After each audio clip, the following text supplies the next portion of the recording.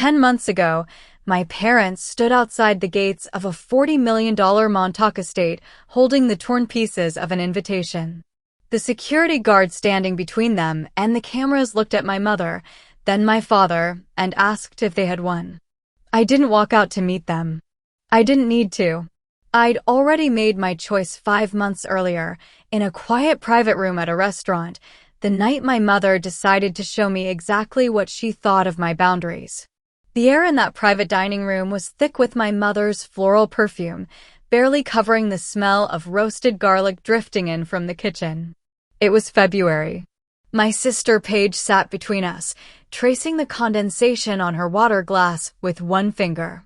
Malik, my fiancé, sat at a small table near the door, keeping his distance, exactly the way we'd agreed. I was 38, a juvenile rights attorney who spent most of my career litigating against private residential treatment programs, and I was about to ask my parents to come to my wedding. I slid 2 heavy cream envelopes across the table.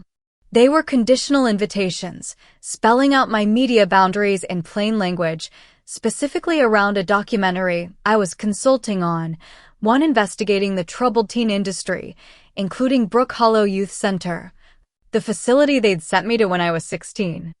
I had no plans to tell my own story publicly. I just needed to make sure they couldn't use my wedding as a stage to control the narrative first. My father, Desmond, didn't touch the envelopes. He reached into his tailored jacket and slid a single page across the table instead. A non-disclosure agreement. He called it a document to protect the family. I read it fast. It barred me from participating in anything that mentioned Brook Hollow and demanded I waive any future claims. He wanted my silence before he'd even consider showing up. I slid the paper back and told him my attorney wouldn't let me sign it. My mother, Vivian, laughed. Sharp, brittle, cutting straight through the low restaurant noise. She picked up the invitations, her manicured nails digging into the thick paper, and tore them in half. She laughed again, louder, and said they were saving their money for Paige's real wedding anyway. Paige flinched, but said nothing. She just watched the torn pieces settle on the tablecloth.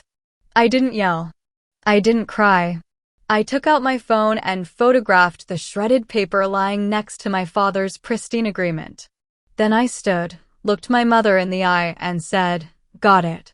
I walked toward the door. Malik stood too, eyes on the torn paper, and asked if I wanted to go back for the pieces. I told him no. The photo was enough. The next morning, the air in my office felt stale despite the hum of the air conditioner. My assistant handed me a padded envelope with no return address. Inside was a faded plastic hospital bracelet. I ran my thumb over the cold surface. My name was printed on it. The admission date matched the exact day my parents sent me away. The facility code read Brook Hollow. Underneath the bracelet sat a printed note. Your mother came every month. She knew. I checked our reception security footage. It showed a courier dropping off the package, nothing about who sent it. I didn't call my parents. I called Priya Kapoor, my independent counsel. Priya ran the code on the bracelet against old licensing records while I listened to her keyboard tapping steadily in the quiet of her office. When she finally spoke, her voice was completely level. The code didn't belong to the treatment wing. It belonged to the administrative office, the place where parents signed extension forms. Priya sealed the bracelet into a clear evidence bag, the zip closure snapping shut with a sound that echoed through her corner office. She uncapped a marker and wrote the date, the time, her initials, across the label. I stood at the window watching traffic crawl along the freeway below, but my attention stayed locked on that small plastic band. I wanted it back. More than that, I wanted to log straight into the state judicial databases with my own professional credentials and start pulling every defunct file connected to Brook Hollow myself. Priya set the marker down and gave me a level look, then explained exactly why I couldn't touch my laptop. She walked me through the rules of evidence with the precision of someone who'd built a career on technicalities. If we broke the chain of custody, or if I used my specialized access to go hunting my own family, my parents would dismiss the whole thing as a vindictive stunt, and opposing counsel would shred it before it ever reached a hearing. She was right, and her logic only made the waiting feel heavier in my chest. Brook Hollow had declared bankruptcy years earlier. The facility itself was gone, replaced by a commercial development, which meant the original records were scattered everywhere. We spent 2 full days chasing the paper trail through automated phone systems and indifferent clerks. The state licensing board only kept broad operational reports, nothing patient-specific. The financial records had supposedly gone to a liquidation firm, and the daily administrative logs had vanished somewhere in the chaotic handover of assets. Late one Wednesday evening, staring at my office wall, I wondered whether my mother had known the place was failing when she sent me there, or whether she'd simply found the most convenient place to put a daughter who asked too many questions. My desk phone rang late Thursday afternoon. Unknown number. I answered, expecting another runaround from a state clerk. Instead, a woman's voice came through, thin, trembling, forcing me to press the receiver closer. She identified herself as Rosalind Kemp, the former administrative clerk, and confirmed she was the one who'd sent the anonymous package. She'd seen the press release about my involvement in the documentary and recognized my name instantly. Her words came fast and low, terrified that my father or Gerald Voss, the facility's former director, would find out she was talking to a lawyer. I told her we needed a lot more than an envelope in the mail. Priya took over, speaking clearly through the speakerphone, laying out the legal reality for the frightened woman on the line. We needed a sworn statement, a verifiable source, a documented chain of custody. A random package wouldn't hold up in any court, let alone on a national broadcast. Rosalind went silent for 10 full seconds, the only sound the faint static on the line. Then she took a shaky breath and said she'd kept something else. She'd hidden a file for 22 years. But she wanted to meet somewhere secure before handing it over. The smell of industrial bleach hit me the second I stepped out of my office suite that evening. Just the overnight cleaning crew mopping the hallway, but my lungs tightened instantly. That chemical smell pulled me straight back to a sterile corridor from the fall I turned 16. My cheap canvas sneakers squeaking against cold linoleum, fluorescent tubes buzzing overhead like a swarm of insects over cinder block walls painted the color of old teeth. A staff member stood in front of a heavy door blocking the way to the visiting room, her face blank, her voice flat and practiced, telling me my mother hadn't come for the monthly visit. She said I wasn't stable enough for family contact, citing my recent protests as proof. I remembered the exact weight that settled into my chest, the crushing certainty that my family had chosen to forget me on purpose. Rosalind sat rigidly in one of the leather chairs in Priya's conference room the next morning, her beige raincoat buttoned all the way up, her hands clutching a worn canvas tote in her lap. She didn't look like a whistleblower. She looked like someone who'd carried a secret for 2 decades and finally couldn't hold it anymore. She explained that the confidentiality agreement she'd signed at termination wasn't the real reason she'd stayed quiet all these years. She reached into her bag and pulled out a thick manila folder, setting it on the glass table with a heavy slap. She confessed the actual reason was shame. She'd been a willing part of a system that kept kids locked away. I opened the folder. Inside was the master administrative visitor log from that winter through the following year. Rosalind explained she'd made the copies late one night before the bankruptcy because she suspected the director was altering medical files to justify fraudulent insurance billing. I scanned the ruled columns, the copied paper rough under my fingertips. I found November, then December, then January. My mother's name, Vivian Ashby, appeared on every single page. She'd driven to Brook Hollow the first Tuesday of every month. I traced my finger to the column marked for resident visitation. Completely blank. She'd never once asked to see me. I moved to the next column, the one for administrative conferences. A familiar sharp signature filled every box. She'd sat in the front office, signed the paperwork to keep me locked inside, and driven home. Rosalind leaned forward, her chair creaking, eyes watering. She told me she used to sit at the front desk while my mother met with the directors. She admitted she'd taken the handwritten letters I gave the staff, the desperate notes begging to come home, and handed them straight to my mother. Vivian had read them right there at the reception desk. The drive home that evening felt like moving through deep water. I walked in just after 8. Malik stood at the kitchen island under the pendant lights, sketching architectural plans, his expression guarded. I dropped my keys in the bowl by the door, the clatter too loud in the quiet house, and told him everything was handled, that Priya had secured a major piece of evidence. He set his pencil down, walked around the counter, and stood close enough that I could smell cedar shavings and rain on his shirt. He didn't raise his voice. He asked why I was treating our wedding like a hostile negotiation I had to manage entirely alone. He pointed out I'd spent 3 days dodging his calls, giving him sanitized updates instead of a real conversation. The truth sat in my throat like a stone. I was doing exactly what I always did when cornered, locking everything down, treating the man I loved like a variable to contain. I let out a long breath, my shoulders finally dropping. I pulled the photocopied visitor log from my briefcase and handed it to him. He scanned the blank visitation columns, the repeating signatures. He didn't offer empty comfort or try to solve it for me. He just nodded, handed it back, and told me he was completely on my side, provided I actually let him stand next to me.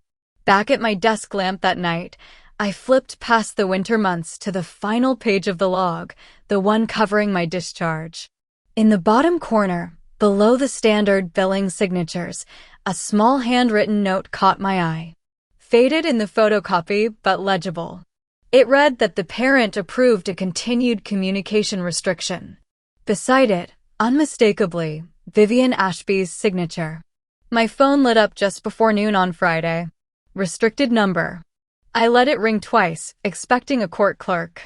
Instead, my father's voice filled the line, deep and practiced. He skipped the greeting entirely and told me my digging was causing Paige unnecessary distress in that same cadence he used for board meetings and reprimands, designed to make the listener feel small. I pulled a legal pad toward me and told him any further communication needed to go through Priya. He chuckled and said hiring a lawyer wouldn't erase my history or the fact that I'd been a danger to my own family. He wanted a reaction. The man who'd spent his life controlling every narrative needed me to scream, to prove I was still the unstable teenager he'd locked away. I wrote down the time, noted his exact words, and ended the call. The click of the disconnecting line felt heavier than any argument would have. That afternoon, Priya arranged a secure call with Rosalind and an independent forensic accountant. We sat in the firm's boardroom, the speakerphone in the middle of a massive table. Rosalind's voice, steadier now, walked through exactly how Brook Hollow generated its profits, billing parents monthly, using mandatory progress reviews to justify extending a child's stay. Any resistance, crying, asking to call home, questioning the rules, automatically failed the review. Every failure guaranteed another 30 days of billing. Priya asked how my father's consulting firm fit into the structure. He hadn't taken envelopes of cash. It was cleaner than that, and entirely corporate. Rosalind explained that Ashby Capital Partners held a market expansion contract with the youth center. The facility paid my father performance bonuses tied directly to revenue growth and new admissions. The forensic accountant, a quiet man named Owen, slid a bound folder across the table. He'd spent the morning cross-referencing Brook Hollow's bankruptcy filings against old corporate tax records. He pointed to a highlighted column. The dates lined up perfectly. The largest bonus payment cleared exactly 3 weeks after my parents drove me to the facility. My father had used my admission as a case study, packaging my forced absence as a successful intervention to sell the program to other wealthy, desperate families.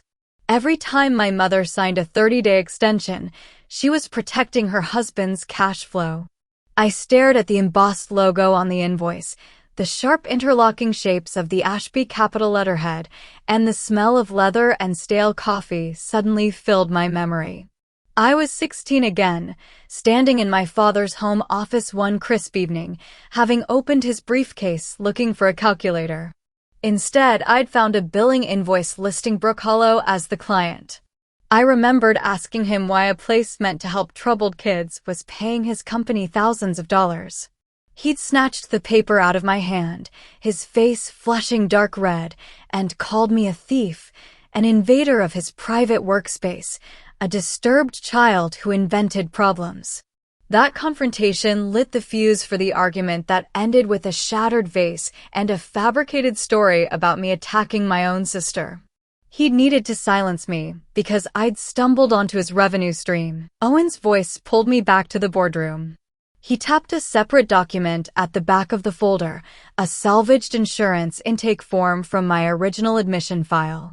Under referring party, it read direct family referral, connected to development consultant D. Ashby.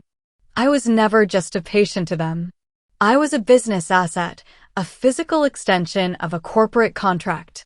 Priya asked if there were other financial links between the facility and the Ashby accounts. Owen nodded, turning to the final page, tracing a pen down a list of secondary disbursements labeled educational grants. The recipient of those particular funds wasn't my father. The money bypassed his corporate accounts entirely and went straight into a private tuition trust. The beneficiary was Paige Ashby. My sister sat across from me in Priya's conference room 2 days later, staring at the accounting summary. She'd come without telling our parents. Her hands lay flat on the table, knuckles white. I slid the disbursement page into her line of sight, tapping the line showing the trust fund in her name, and demanded to know exactly how much she'd understood about her college money. The question came out sharper than I meant, carrying 22 years of resentment. Paige leaned back, putting distance between herself and the document, and said firmly that she'd only been 11 when they took me away, that she only ever knew our parents had set up a standard education account, the kind any family might have. I told her she'd spent her whole adult life balancing on the price I'd paid and never once looked down.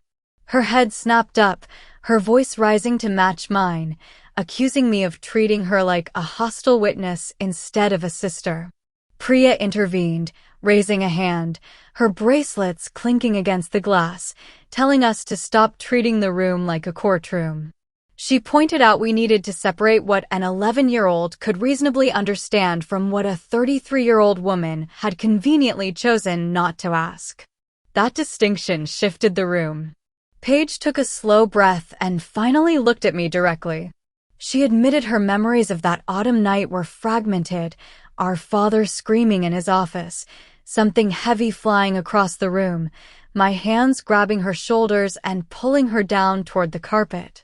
After that, everything blurred into our mother repeating the same line over and over, telling everyone I'd attacked her. Paige confessed she never actually remembered the moment she got hurt, only the story our parents built around her bruised ribs. She reached down, lifted a canvas tote bag, and unzipped it. She explained she'd gone to our parents' house the previous afternoon because our mother wanted her to retrieve an antique veil for her real wedding. While digging through an old cedar chest in the guest room, Paige found something else buried under the lace. She pulled a weathered cardboard box from the bag and set it on the table. My name was written across the lid in black marker. Inside sat a stack of unstamped envelopes and yellow sticky notes covered in our mother's handwriting.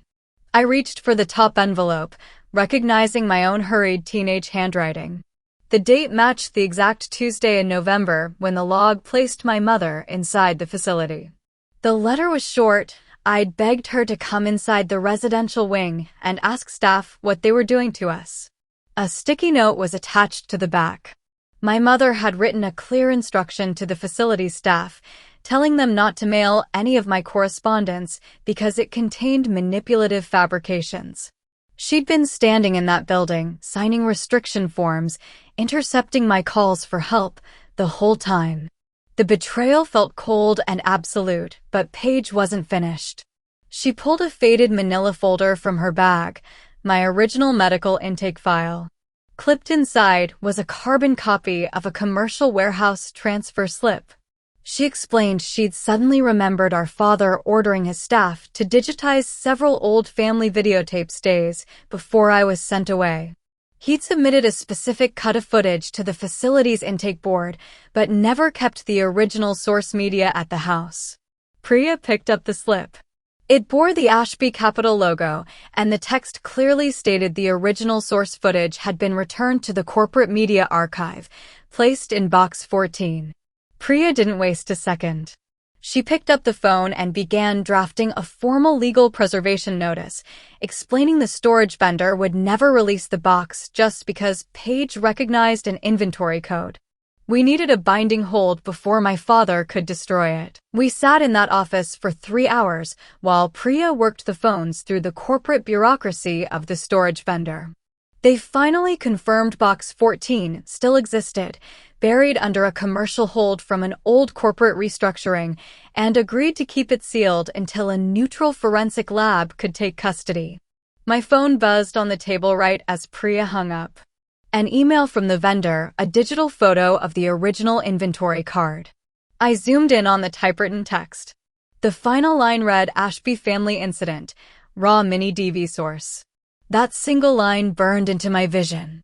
It promised exactly what I'd been chasing for 22 years, and the urge to drive straight to the storage facility nearly overpowered me. Priya calmly explained the vendor would never release commercial property to an unauthorized individual just because my sister recognized a code. She drafted a sworn affidavit for Paige and filed an emergency preservation order. The legal machinery moved painfully slow, and by the time I got home, my patience had completely run out. Malik found me pacing the living room, watched me for several minutes, then stepped into my path, stopping me cold. He didn't raise his voice, but his tone carried weight. He pointed out that my fear of losing the evidence was justified, but breaking the chain of custody now would hand my father the perfect excuse to claim the footage was tampered with. Speed meant nothing if a judge threw it out. His logic finally pierced my panic. I let my shoulders drop and agreed to let the lab handle the extraction.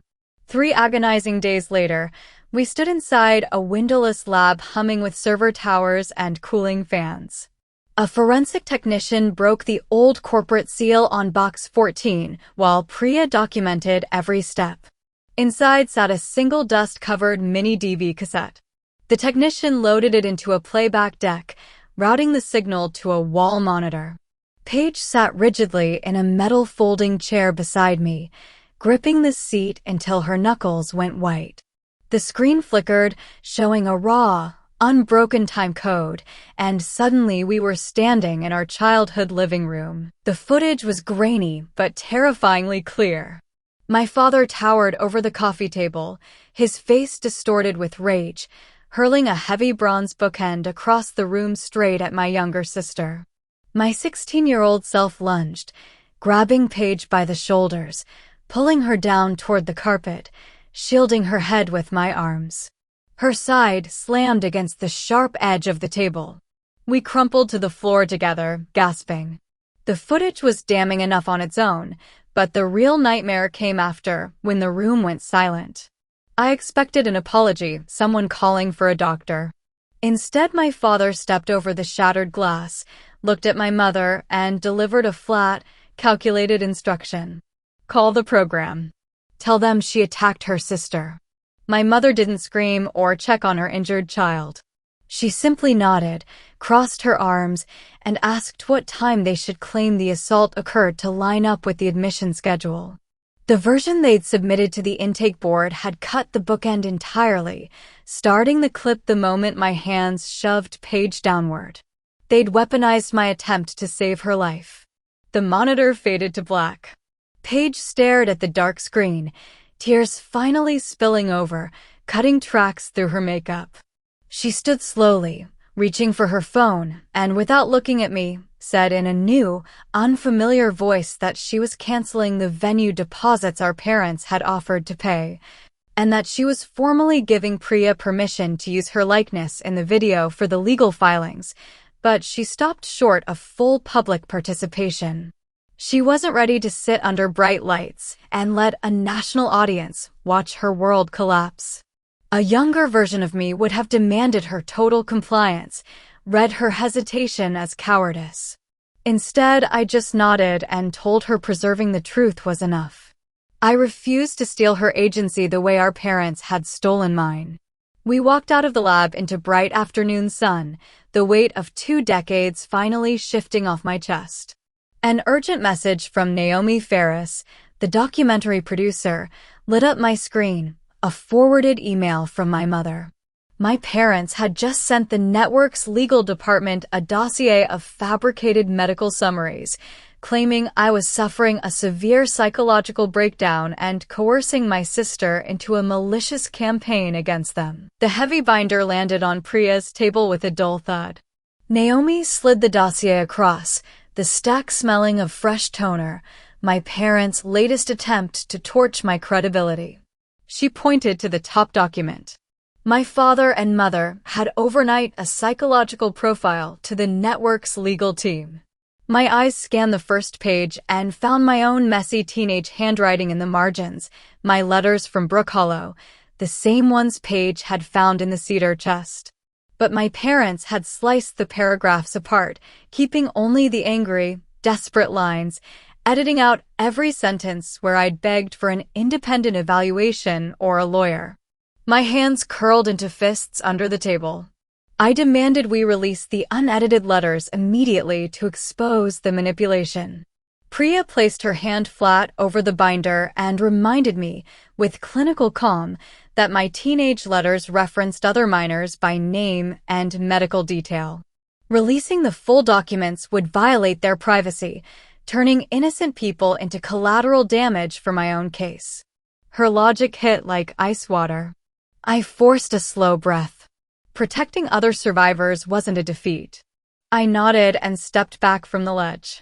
We needed to prove the facility was a corrupt system, not just a stage for a family feud. Rosalind provided the missing structural piece the next morning, bringing a faded staff orientation manual to the office. She traced her finger down a page outlining resident compliance metrics, crying, requesting parental contact, or questioning the rules were all classified as resistance behavior, each instance automatically triggering another 30 days of confinement. My father had profited from an entirely rigged game. 3 other former residents agreed to meet with us that week, each confirming the exact same pattern: intercepted mail, progress reports based purely on parental accusations, extended stays whenever they dared complain. Listening to their stories, the ethical lines of my profession snapped into focus. I sat across from those 3 women and formally recused myself from acting as their attorney. Serving as both a victim and a legal representative would be a conflict of interest that could jeopardize their claims. I handed them the contact information for an independent civil rights organization instead, keeping their cases legally clean. Priya then laid out the brutal reality of our timeline. The legal system didn't run on moral outrage, and not every injury from over 2 decades ago could still be prosecuted. She crossed out several potential claims on her legal pad. We'd move forward only on what a newly open state look-back window for youth facility victims allowed: the financial fraud under the delayed discovery doctrine, since my father had actively concealed his contracts, and immediate defamation claims tied to the dossier they'd just mailed the network. The weight of the verified evidence finally convinced the network's executives to move forward. The producers wanted to host a live fundraising broadcast for survivors, and a wealthy philanthropist offered his sprawling Montauk estate as the venue. Naomi suggested closing the broadcast with Malik and me exchanging vows, framing the ceremony as a symbol of reclaimed agency. I looked at Malik, saw the quiet support in his posture, and agreed on 2 conditions. No direct confrontation with my family during the ceremony, and every survivor involved kept full control over their own footage. The network didn't technically need Paige to prove systemic corruption, but her testimony remained the only thing capable of demolishing the central lie my parents had built their social standing on. The final pieces were locking into place when Naomi's phone buzzed with an urgent email. Her expression dropped as she read it. My mother had contacted the network directly, claiming Paige had retracted her entire statement and would be attending the Montauk event alongside our parents to save her older sister from what she called a tragic, paranoid obsession. For outbound calls to my sister went straight to voicemail. A familiar dread settled into my chest, whispering that Paige had chosen our parents' money over the truth on that tape.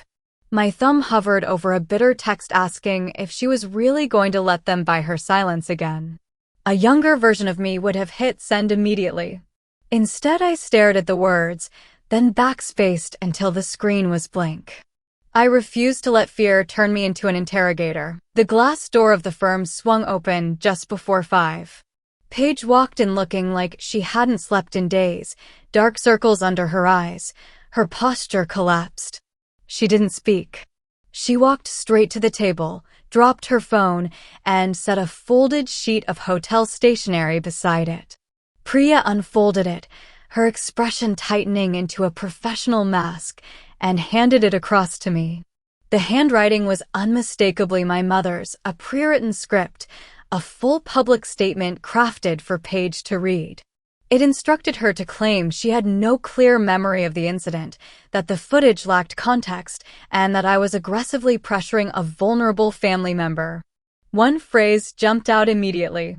My mother had written that I was suffering from a paranoid obsession, the exact language from my intake file over 2 decades earlier. She'd kept her playbook completely unchanged. Paige reached forward and tapped her phone. A recorded voicemail played. "Just say you don't remember, sweetheart," my mother's voice said, dripping with manufactured concern. "No one can prove a memory. Your father and I are trying to protect your future.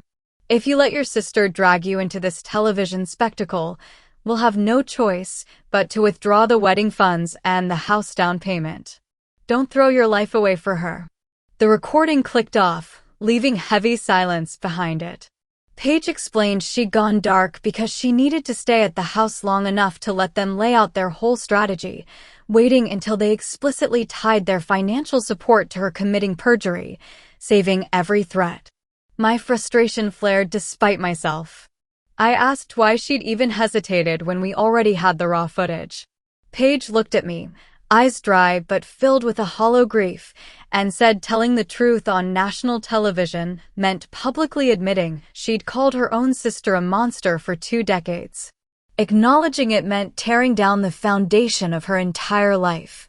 I closed my mouth and let that land. Pushing for an apology would only feed my ego. I needed to give her room to mourn the family she thought she had. She took a shaky breath and admitted she didn't have a wedding to fund anymore anyway. She'd shown her fiancé the video and the voicemail the night before.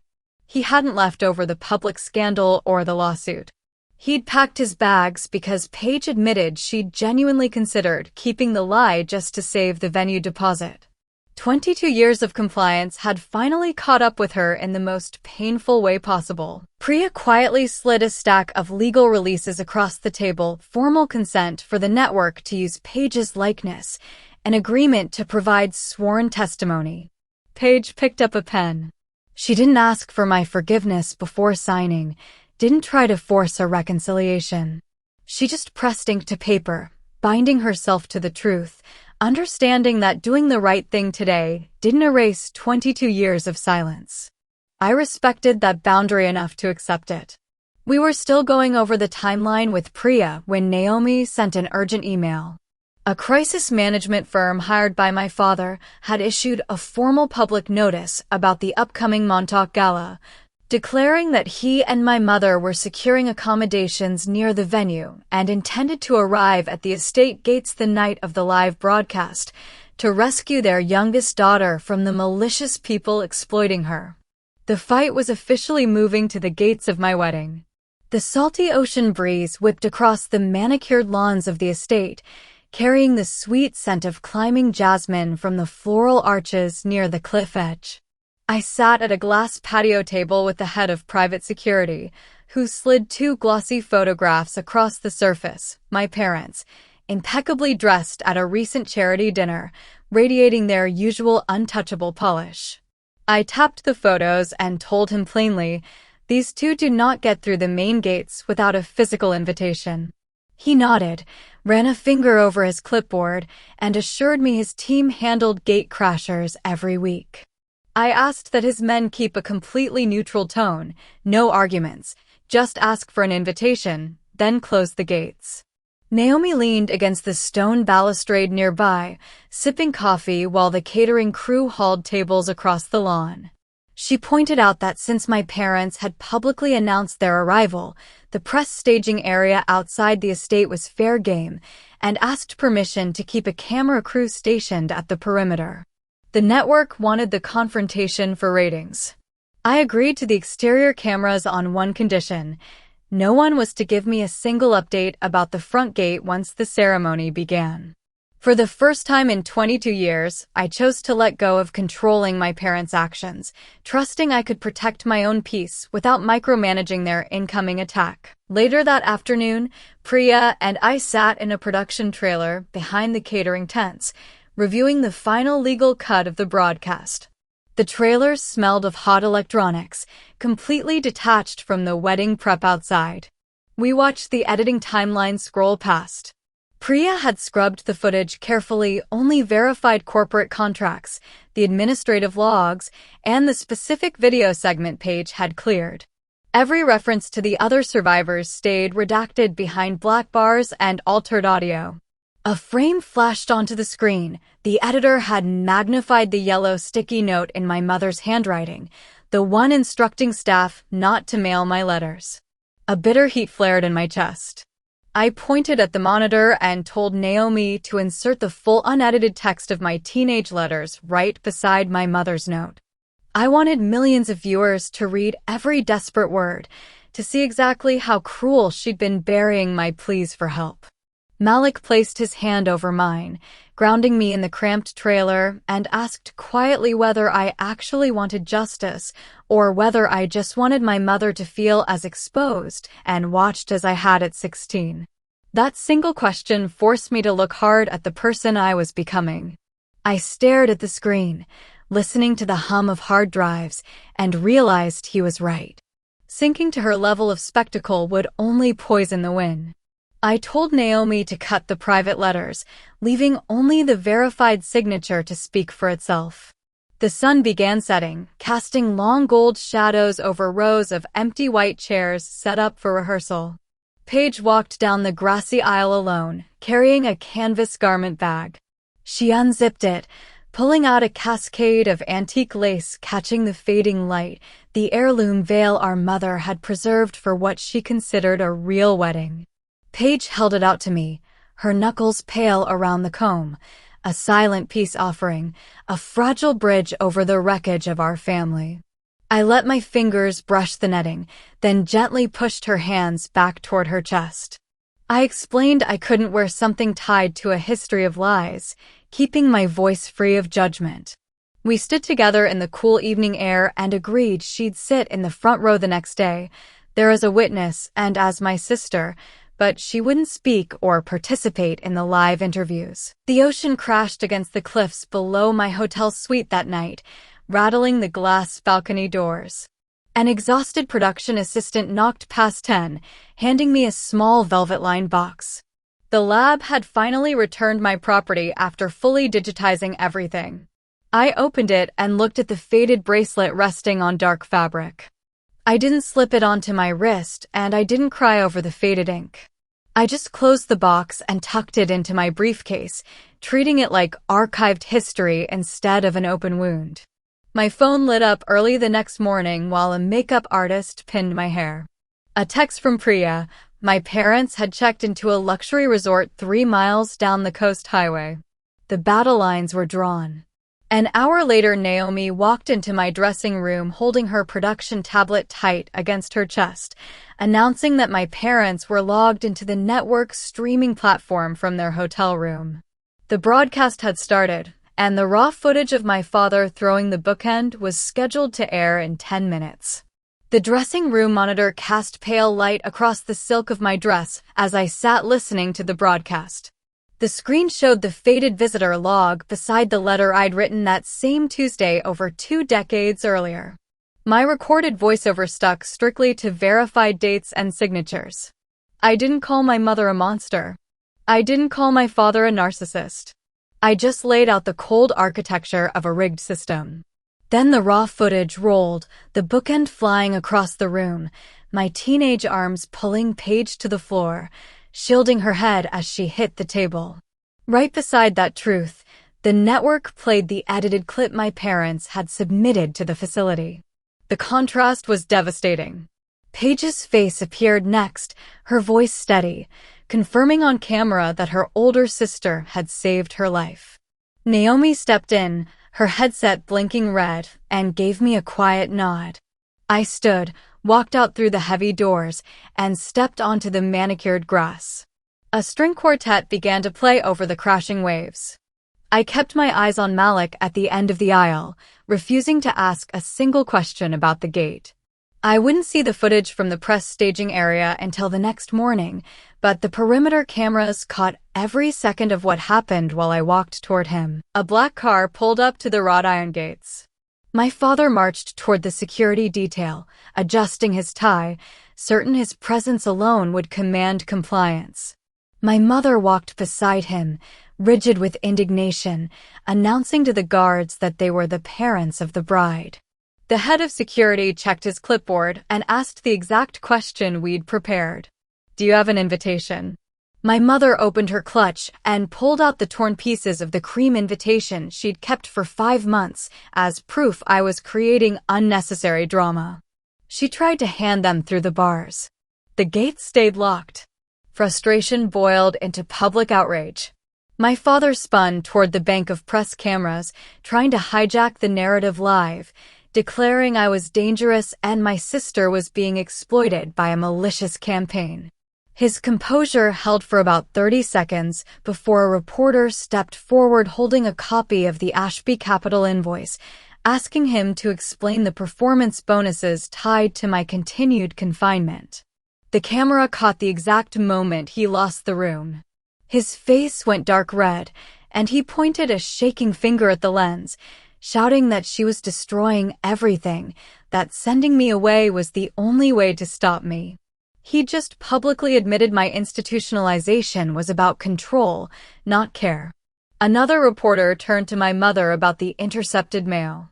She fell back on her old defense, claiming the doctors had forbidden her from visiting the treatment wing. The reporter read her own signature straight off the administrative log. Her panic was total and completely visible.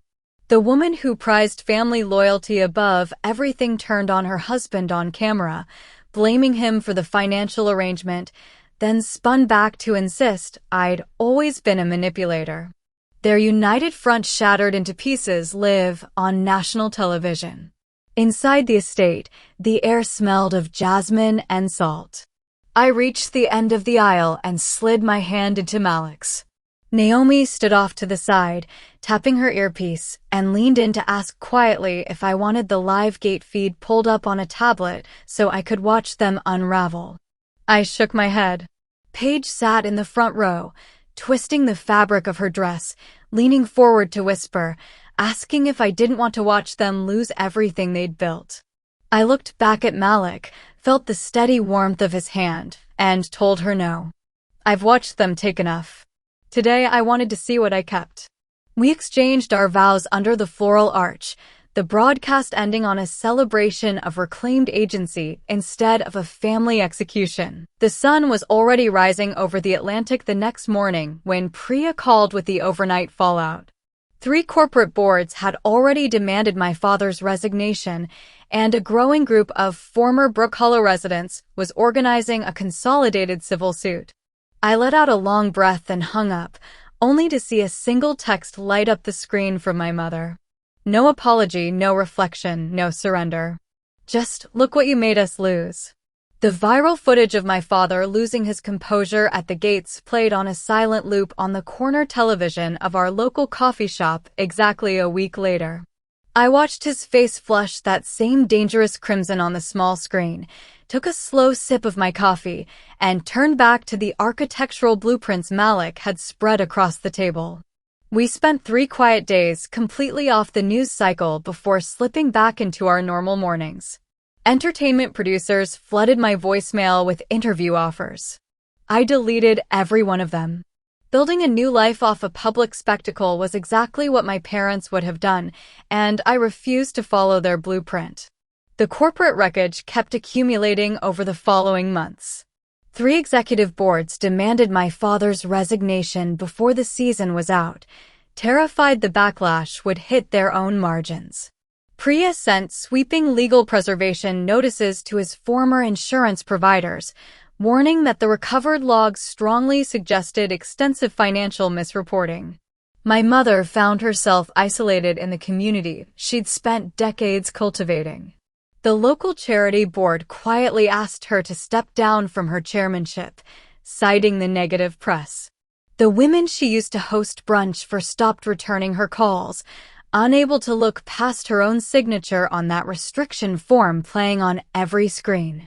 Paige changed her number and cut off contact, moving into a small apartment across the city, leaving our parents alone in their enormous, empty house. Early the following year, the threat of an expensive forensic discovery phase finally cracked my father's resolve. His insurance underwriters recognized the liability of his fraudulent consulting contracts and pushed for emergency mediation, desperate to avoid handing the documents to state regulators. By spring, the legal teams had hammered out a civil settlement. My father and the insurers agreed to fund a substantial compensation trust for facility survivors, without officially admitting to criminal wrongdoing. The financial penalty forced my parents to quietly liquidate their investments and list the family home. Meanwhile, the state licensing board permanently revoked Gerald Voss's certification, ensuring he could never run a youth facility again. Paige and I didn't magically become close overnight. We started seeing a family therapist every other week in a neutral office that smelled faintly of lavender and old paper, slowly learning how to sit in the same room without falling back into our old roles. She worked long hours at a mid-level marketing firm just to cover her own rent, learning to navigate the world without our parents' money or her ex-fiancé's support. I paid for my half of our sessions, but I never wrote her a check to soften the landing. We needed to build something on mutual respect, and throwing money at it would only repeat the same old cycle. A thick cream envelope arrived at my office in late spring. I recognized the cursive immediately, the faint trace of my mother's perfume still on the paper. She begged for one phone call, spending 3 pages detailing how much she missed her daughters, then dedicating the rest to complaining about losing the house and blaming my stubbornness for tearing the family apart. She still couldn't manage a single question about how I was actually doing. I didn't waste my energy on a reply. I handed the letter to Priya, who mailed back a formal notice routing all future correspondence exclusively through her firm. By early summer, I stood inside the climate-controlled archive room of a new survivor support foundation, holding the small velvet box with my original bracelet inside. That faded plastic band had defined my existence for 22 years, a constant reminder of the story my parents had forced onto me. They'd spent over 2 decades deciding who I was. The final decision belonged to me. I set the box on a cold metal shelf, right beside the digitized copies of the unedited tape. I didn't keep the illusion of a perfect family. I kept my own name, my marriage, my career, and the right to choose exactly who got to cross into my life. I closed the archive door, the lock clicking into place. A junior coordinator met me in the hallway carrying a stack of intake folders and gestured quietly toward the front reception area. A 16-year-old girl had just walked into the lobby, trembling, looking for legal help because her parents had threatened to send her to a residential program. I looked down the long corridor toward the frosted glass doors. My own fight was over. The actual work was just beginning. I adjusted the strap of my briefcase, took a breath, and walked out to meet her. When the people who are supposed to protect you turn your own life into a business, you learn that silence is never a safe compromise. Real strength was never about staging some grand retaliation to prove your worth to people who refuse to see it. It's about setting firm boundaries, refusing to let someone else write your story, and protecting your own peace. Justice was never really about making the people who hurt you suffer. It's about calling the truth by its right name and stopping the cycle before it reaches someone else. Ask yourself this: when the people you love demand your silence as the price of belonging, how far would you go to protect your own voice?